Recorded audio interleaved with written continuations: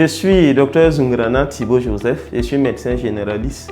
Je suis en activité dans l'unité de santé mentale du CMA de Do, en charge des activités et des interventions psychosociales, c'est-à-dire l'écoute et la psychoéducation des patients, mais aussi les interventions psychologiques. Et ma formation, en plus de la médecine générale, a trait à l'art de l'écoute et de la relation d'aide empathique, mais aussi la prise en charge multidimensionnelle des personnes victimes de violences et le coaching en développement personnel et l'intelligence émotionnelle.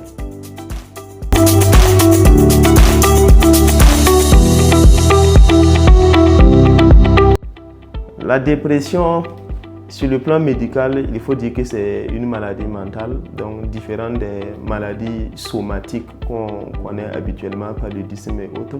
Mais cette maladie mentale est caractérisée par un abaissement de l'humeur de la personne, avec une répercussion sur la vie de la personne de façon plus ou moins importante, mais aussi sur sa relation à son environnement.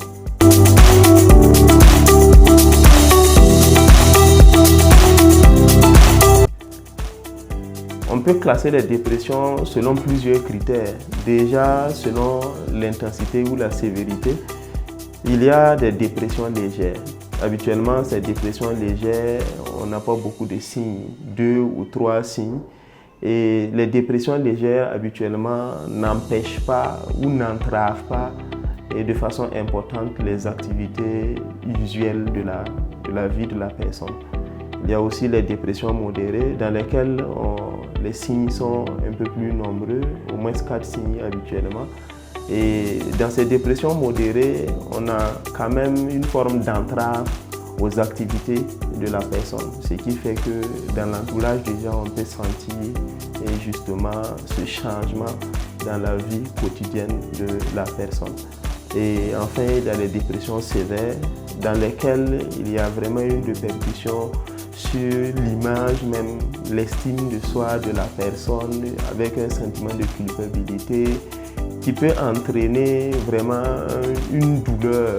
Voilà, ça peut être ressenti de façon pénible et créer ce qu'on appelle parfois même une douleur morale du fait de l'intensité justement de la tristesse.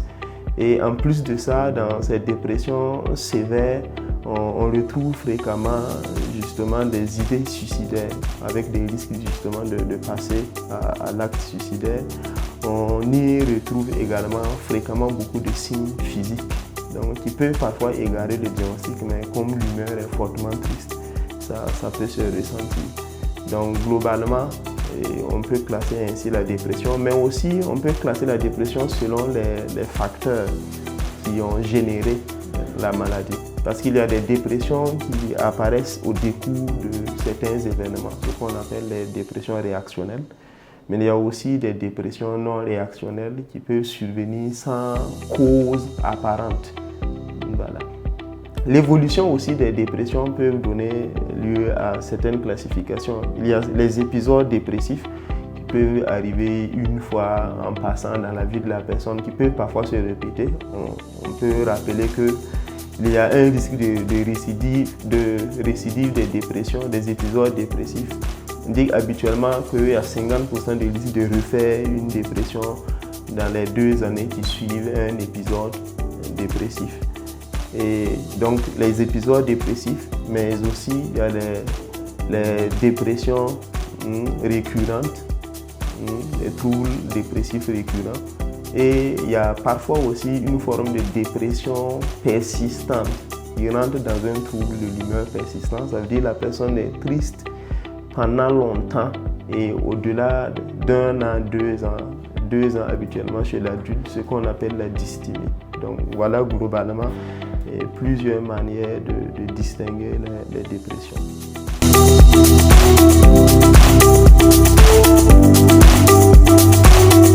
Les troubles mentaux ont leurs facteurs de risque. Et il y a aussi des facteurs qui sont plus ou moins spécifiques à la dépression.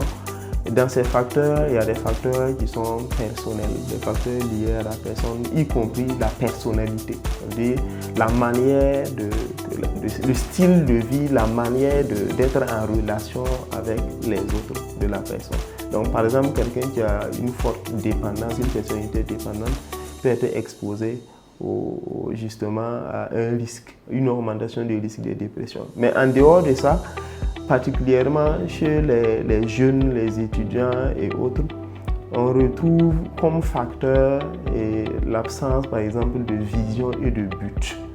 Lorsqu'on prend un étudiant qui arrive en fac et vraiment ne se retrouve pas, n'arrive pas vraiment à se projeter dans l'avenir, ça peut être justement un facteur de survenue de la dépression. Et en plus de ça, il y a tout ce qui est forte anxiété, donc le stress important lui-même peut générer à la longue une forme d'épuisement, donc aboutir à la dépression. J'ajouterai dans ce stress-là tout ce qui est désorganisation. Donc, lorsque nous sommes dans un cadre où il n'y a pas de repères fixes, par exemple des programmes qui changent régulièrement avec beaucoup d'événements surpris, il n'y a pas de possibilité de planification. Donc ces grands changements, ces grands bouleversements peuvent aboutir également à la dépression. Il y a aussi comme facteur les pensées, pour ne pas utiliser des termes techniques, des pensées, des anomalies de la pensée. Ça veut dire des gens sur la réussite, des jeunes qui considèrent par exemple je dois réussir pour sauver ma famille, il faut que je sois major de ma promotion, il faut que je fasse si je ne fais pas ça, mon avenir n'a pas de sens. Et parfois, ces pensées qui viennent parfois aussi de l'éducation, ce qu'on appelle les injonctions, ce qu'on n'a pas le temps à répéter aux jeunes, peut créer l'atmosphère, en tout cas les conditions propices à la survenue de la dépression. Il y a le sexe féminin qui est également prédisposant à la survenue donc, de la dépression. Et toujours chez les jeunes, il y a particulièrement l'absence de soutien et d'encouragement de la famille quant à la question de l'autonomisation, donc de soi, de l'autonomie de soi. Et donc tous ces événements peuvent favoriser la survenue de la dépression. En plus maintenant, des événements ponctuels, des événements de stress ponctuels, je dis souvent les gourmets et autres, les échecs sur le plan académique, voilà. Et toutes ces choses-là peuvent aboutir donc à la survenue de la dépression.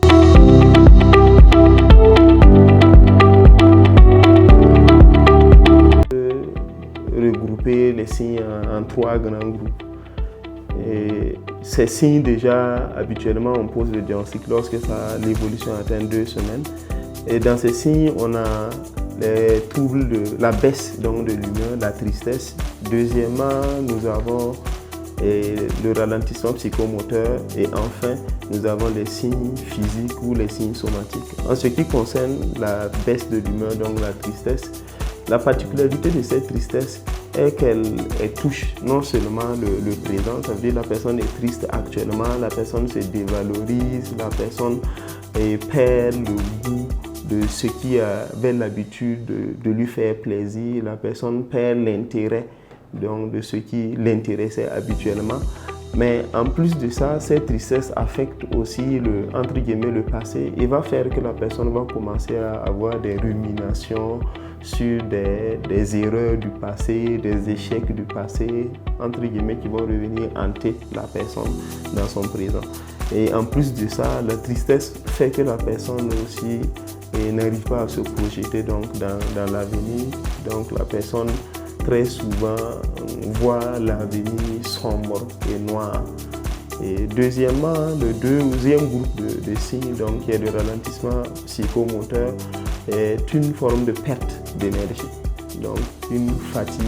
Et parfois, dès le matin au réveil, la personne se sent fatiguée. Et cet épuisement va entraîner aussi des difficultés de concentration, des difficultés pour travailler de façon générale. Et en plus de ça, dans le troisième groupe de signes, donc les signes physiques, la personne, ça va jouer par exemple sur l'appétit, le sommeil, la sexualité, voilà. Et sur l'appétit, habituellement, on a une perte d'appétit, donc qui va entraîner parfois un amaigrissement chez la personne. Et sur le plan du sommeil, ce qui est très important, on a habituellement une insomnie, donc une perte de sommeil. Et parfois, c'est une insomnie qui se caractérise par un réveil. Donc, à la deuxième moitié de la nuit, la personne ne trouve plus le sommeil. Il arrive aussi qu'on trouve une insomnie d'endormissement. Ça veut dire que la personne a du mal à s'endormir, même si c'est l'autre insomnie qui est retrouvée parfois. Et il arrive aussi que ça soit entre guillemets une insomnie totale. Ça veut dire que la personne a du mal à s'endormir, mais aussi la personne se réveille et a du mal à maintenir donc le sommeil. Cette question de l'insomnie est assez importante en tout cas parce que aussi ça peut être le moment propice pour parfois les passages à l'acte suicidaire, donc les tentatives donc, de suicide. Dans ces signes physiques, je le disais tantôt, on a aussi la baisse par exemple de la libido pour ceux qui sont sexuellement actifs et donc qui peut être parfois également retrouvée.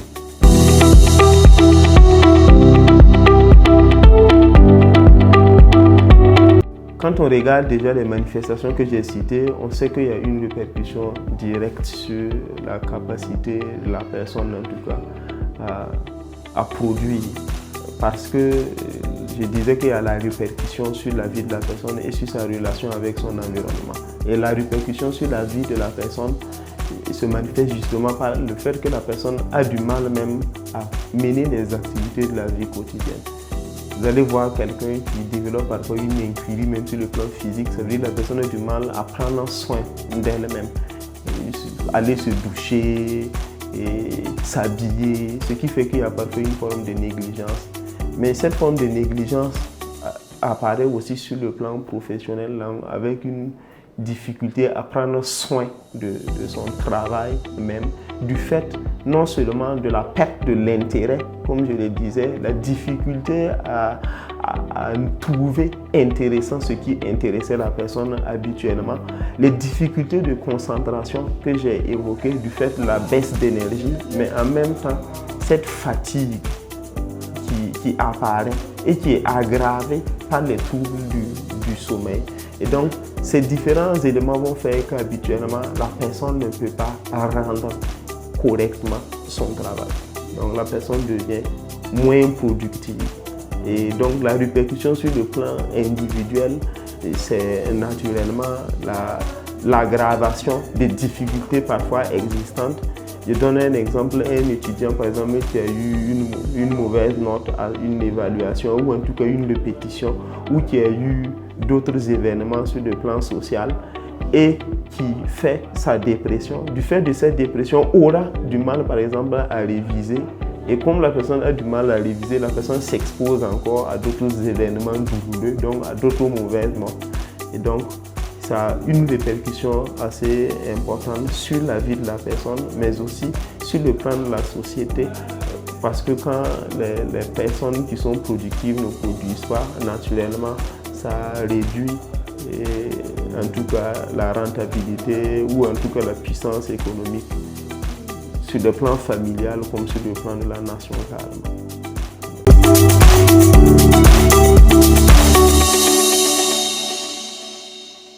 La promotion de la santé mentale peut commencer d'abord par l'éducation à la santé mentale. Personnellement, je pense que c'est la première chose. Dans d'autres contextes ou dans d'autres pays où les gens, la population est suffisamment cultivée, la population connaît suffisamment, et en tout cas, ces pathologies, les défis peuvent être un peu différents.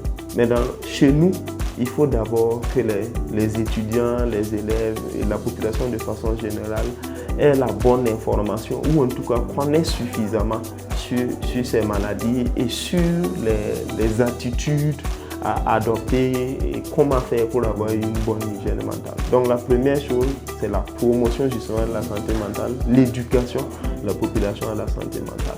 La deuxième chose, c'est de créer donc dans ces structures-là, les universités, les écoles, des cadres de loisirs. C'est capital. Donc faire de telle sorte que dans ces différents lieux, les étudiants, les élèves aient les moyens, ou en tout cas qu'on les incite de façon saine naturellement à la distraction, au loisir. Donc la deuxième chose en dehors de l'éducation, c'est de créer des cadres de loisirs, des cadres de distraction pour ces jeunes. Et les inciter aussi donc, à l'hygiène mentale. Créer des cadres de loisirs, des organisations et pousser ces jeunes-là à ne pas simplement fixer pour objectif seulement le rendement scolaire, le rendement académique, mais le bien-être de façon générale, me semble être une mesure importante. La troisième chose encore que je propose, c'est carrément créer un cadre de sécurité et une bonne planification et une organisation. Quand j'ai cité les facteurs, je parlais du fait que l'absence de repères sur le plan scolaire, sur le plan académique, constitue un facteur important. Voilà, le désordre, entre guillemets, constitue un facteur important. Et lorsqu'on a organisé, on organise de telle sorte que le cadre d'études soit sécurisé et que ça soit bien organisé et bien planifié, de telle sorte qu'un étudiant, dès le départ, arrive à se projeter sur l'année, sait comment faire pour s'organiser éventuellement pour faire ses évaluations ou en tout cas pour avoir des bons résultats. Ça peut être quelque chose d'utile pour la prévention des troubles mentaux. Ensuite, comme quatrième élément qui peut être important, c'est de créer un dispositif d'écoute et de soutien psychosocial. Et de plus en plus, on sait que c'est indispensable dans ces milieux. Que dans ces milieux, qu'on ne mette pas seulement des agents qui s'occupent des paludismes et autres, mais que ces agents soient suffisamment formés pour faire une écoute, en tout cas à même de soulager et d'apporter le soutien psychosocial nécessaire justement à ces étudiants, à ces élèves-là qui vont présenter donc des difficultés sur le plan psychologique. Voici ce qu'on peut dire comme mesure d'accompagnement.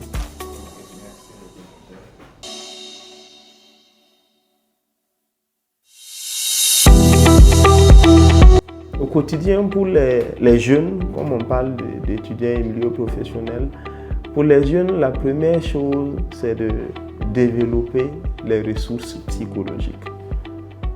C'est important de développer nos ressources psychologiques, c'est-à-dire de cultiver une forme de l'estime ou l'amour inconditionnel de soi. Si les jeunes arrivent à ne pas simplement considérer comme des choses de valeur, ce qui détermine leur valeur, leur estime d'eux-mêmes, à ne pas mettre seulement les éléments positifs de la vie, les réussites, les aspects physiques, les aspects économiques, ainsi de suite, mais d'abord considérer qu'ils doivent s'aimer par leur être, parce qu'ils sont, mais pas par ce qu'ils ont, ni par ce qu'ils font. S'ils arrivent à développer ça, ça peut être utile comme une prévention sur le plan individuel. Il y a aussi, quand je parle de développer les ressources personnelles, c'est aussi développer la confiance en soi, la connaissance de soi, la gestion des émotions, ainsi de suite. Voilà. Et ça peut être des pratiques, ça peut être des apprentissages, et non seulement par la méditation, mais aussi par des formations, et pour pousser les jeunes justement à augmenter leur capital santé. La deuxième chose sur le plan individuel qui peut être faite, c'est une bonne planification et une bonne organisation quand on parle des jeunes. Si nous n'avons pas de vision, si nous n'avons pas de stratégie, si nous n'avons pas une bonne organisation, nous sommes naturellement exposés aux troubles mentaux de façon générale. Voilà. Et donc ça, c'est une deuxième pratique à faire. Que chacun ait un planning, un plan de travail, que chacun ait éventuellement un plan stratégique, ça veut dire voir sa vie sur 5 ans, sur 10 ans, et quelles sont les grandes lignes éventuellement que je dois parcourir pour atteindre donc ces objectifs, quels sont les moyens que je mets en œuvre et éventuellement faire cette planification en connaissance de cause, en connaissant nos ressources et en connaissant aussi le contexte dans lequel nous sommes. En dehors de ça, c'est l'hygiène mentale de façon générale. Et dans cette hygiène mentale de façon générale, on peut d'abord citer l'activité physique et sportive, des activités physiques et sportives. Donc pratiquer régulièrement le sport. Voilà, sur le plan individuel, ça intervient non seulement dans la prévention de la dépression, mais même dans la prise en charge de la dépression. C'est un moyen thérapeutique donc, dans la dépression. Voilà. Lutter contre la sédentarité, bouger et régulièrement faire du sport. Ensuite, il y a sur le plan alimentaire, manger équilibré. L'alimentation est capitale aussi dans la prévention des troubles mentaux, d'autant plus que le cerveau même est constitué en grande partie on sait que ce sont des nutriments, mais c'est constitué par exemple d'acides gras. Et actuellement, on sait qu'il y a certains acides gras même qui peuvent parfois être utilisés en tout cas comme moyen d'accompagnement dans la prise en charge des dépressions, des acides gras oméga 3 notamment. Donc manger équilibré, c'est capital. Manger à sa faim, manger équilibré. Apporter des fruits, apporter des légumes, éventuellement apporter des produits laitiers. Donc c'est important comme mesure au quotidien pour la prévention des troubles mentaux. Il y a aussi l'injection des substances psychoactives. Voilà.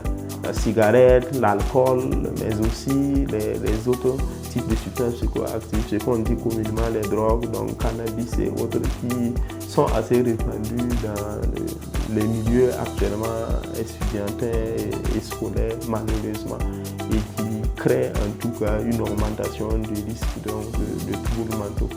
Voilà. Donc les éviter au maximum. On peut ajouter l'hygiène du sommeil. L'hygiène du sommeil est une mesure importante au quotidien. Dormir suffisamment. On dit généralement en moyenne 8 heures de temps, mais pour certaines personnes, les 8 heures même sont insuffisantes. Il faut 9 heures, voire 10 heures. Les petits dormeurs, parfois, ça peut tourner aussi tous les 6, 7 heures, mais quand même, veiller à dormir correctement et éventuellement avoir un temps, des horaires fixes, en tout cas pour dormir, pour que le cerveau s'habitue justement à ce rythme-là.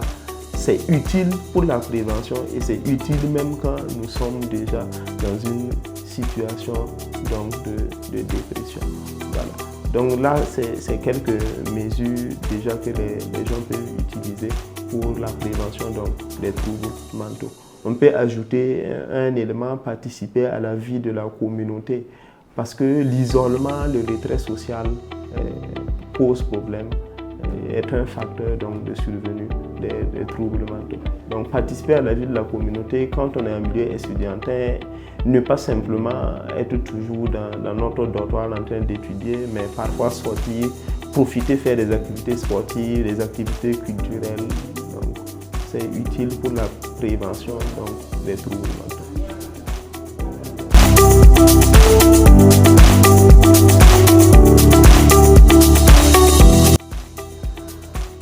C'est une attitude de bienveillance.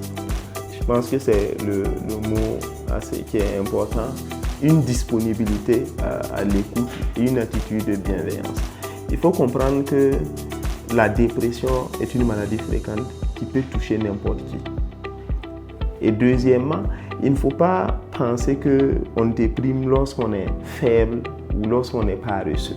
Parfois, on a l'impression justement que celui qui déprime est un peu paresseux. Voilà, la personne devrait pouvoir faire des efforts. Donc, ce sont des attitudes négatives que de dire à un dépressif « sois plus fort, il faut faire des efforts », comme si il pouvait aisément changer ses attitudes et remonter son humeur.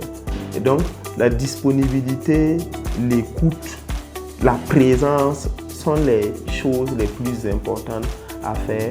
Et parfois, justement, comme dans la dépression, la personne peut avoir des idées suicidaires et que ces idées suicidaires sont en rapport avec la maladie, on doit pouvoir dire à la personne qui déprime que lorsqu'il y a ces idées suicidaires, de ne pas passer à l'acte, mais plutôt de demander de l'aide. Et c'est cette disponibilité donc de l'aide là, qui peut être assez importante, et aussi accompagner la personne éventuellement pour bénéficier donc d'une prise en charge plus adéquate chez les professionnels. Chez la personne qui déprime elle-même et dans l'entourage, on peut plutôt accompagner la personne à faire les activités qui lui faisaient plaisir. Quand on décrivait les signes, je disais qu'il y a une perte donc, de l'intérêt pour les activités même qui intéressaient la personne. Mais ce n'est pas pour cette raison que le dépressif, entre guillemets, doit simplement cesser de faire. Même si la personne n'y trouve pas du plaisir, ce qui lui faisait plaisir, on doit accompagner la personne pour que la personne essaie de faire ses activités qui lui faisaient plaisir. Et ça peut activer l'humeur positivement. Ça peut faire que l'humeur va remonter. Aussi, chez ces personnes, il est plus intéressant, par exemple, d'avoir des heures régulières, justement, de sommeil. Même s'il y a de l'insomnie, il faut avoir des heures de coucher et des heures de réveil pour éviter d'aggraver, justement, la modification des horaires de sommeil. En ayant des heures fixes, ça va aider la personne aussi à se reposer éventuellement convenablement et à ne pas somnoler, par exemple, toute la journée, puis pour qu'après encore, la personne ait une aggravation éventuellement de l'insomnie dans la soirée. Même pour la question de l'alimentation, il est important que la personne mange, même si la personne n'a pas forcément l'appétit. Donc, mais ça, on ne doit pas dire « Ah, il faut manger, on en fait tel plat que tu aimes, mais pourquoi tu refuses de manger ?» Ce n'est pas un simple refus, ça fait partie effectivement de la maladie et on doit accompagner la personne. Et les efforts de la personne aussi, c'est justement essayer de manger, ne serait-ce qu'en petite quantité, ce que ces efforts lui permettent de faire, même si la personne n'a pas envie de manger. Donc l'accompagnement, le soutien réside plutôt dans ça. Et surtout, ce sont des choses qu'il ne faut pas faire là, qu'il faut éviter. Quand on n'a rien à dire parfois, c'est mieux de se taire et simplement être là. Et là, la personne qui déprime sait que nous sommes présents. Au lieu de dire « Ah, toi aussi, il faut faire des efforts. Pourquoi? Viens, on va sortir. » La personne va dire « Non, je n'ai pas envie. » Et puis on commence par exemple à s'emporter.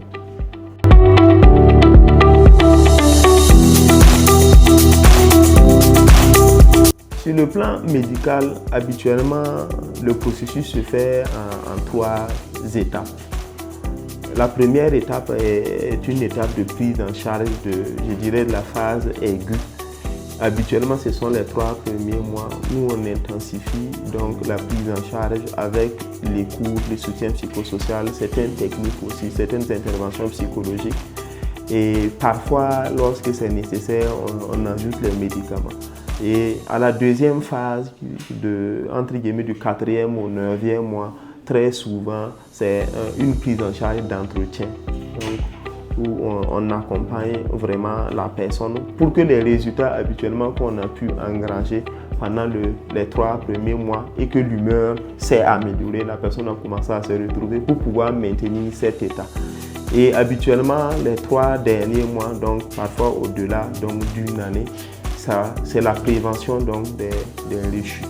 Voilà, c'est la prévention des récidives et à ce moment, on accompagne la personne, on identifie parfois aussi les difficultés dans l'entourage de la personne ou les pensées dysfonctionnelles, ça veut dire les idées parfois que la personne a, les attitudes parfois que la personne a qui peuvent favoriser la survenue donc, de la dépression. On identifie ces éléments et on travaille à ce que la personne s'améliore donc sur le plan de la santé mentale, du bien-être et la réduction des risques des récidives. Donc globalement, ce sont les 3 grandes étapes. Et donc, comme je l'ai dit, en moyenne, habituellement, pour la prise en charge de la dépression, c'est au moins 1 an.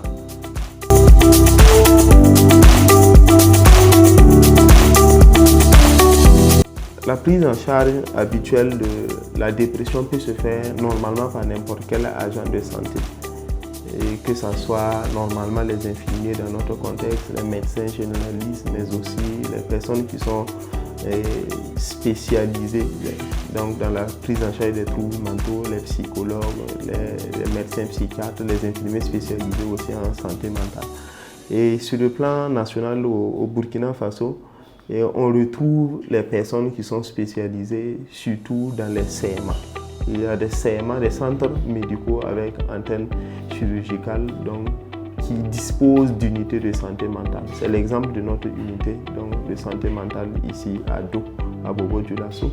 Mais sur le plan national, il y a certains CMA qui ont aussi ces unités. Dans les hauts bassins, si j'ai bonne mémoire, il y a 3 CMA qui ont des unités de santé mentale. Ça doit être Oundé, Orodara et puis tout. Mais dans d'autres CMA aussi, on peut les retrouver. Dans les centres hospitaliers régionaux, donc les CHR, il y a habituellement des services aussi de santé mentale. Et dans les CHU, il y a aussi des services de santé mentale. Maintenant, certaines institutions, des universités et autres, devraient disposer d'un cadre, en tout cas, de soutien psychosocial et de prise en charge, au moins, de ces cas. Voilà. Maintenant, ça, je n'ai pas vraiment une information précise sur ça. Je sais qu'à Bobo-Dioulasso, à l'université, il y a des efforts qui sont faits dans ce sens. Il y a des périodes où il y a des consultations, des écoutes donc pour la prise en charge des troubles mentaux. Et maintenant, ailleurs, ça doit être probablement en cours pour que ça soit disponible donc, dans les écoles et peut-être aussi dans les services.